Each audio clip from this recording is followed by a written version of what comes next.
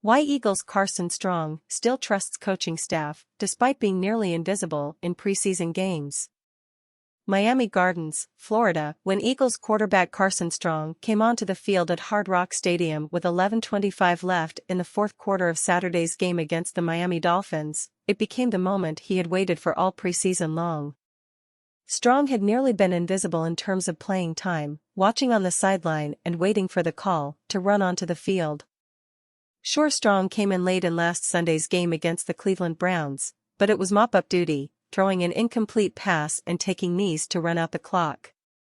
With the extended time on the field, Strong had a chance to showcase his arm and prove that he had made progress during training camp. However, like many of the Eagles players who participated in the game, Strong struggled under the Florida lights.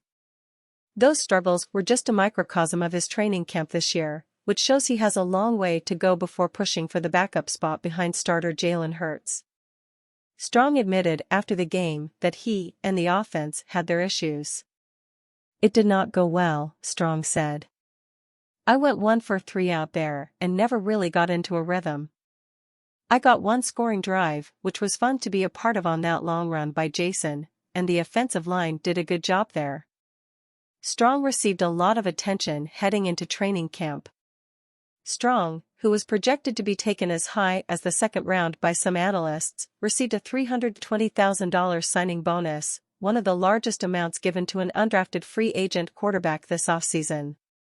However, Strong finished the preseason, completing only one of his 4 passes for 6 yards. Strong even said that he still has a lot to work to do regarding his ability to play the position. Even with the score being a lopsided 27-0 at halftime, quarterback Lynne Sladky continued to lead the offense and play through the third quarter, mirroring how things have been during training camp practices, with Sladky getting a lot more playing time than Strong.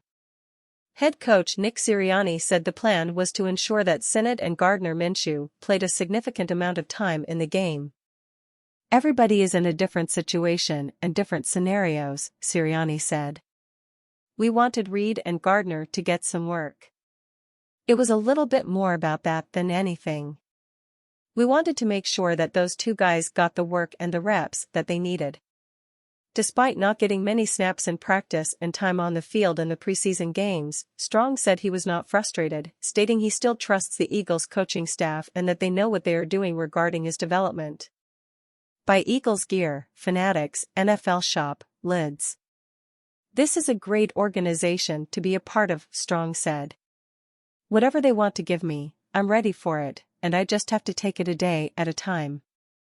There are a ton of things that I can get better at, and I know I can improve all aspects of my game.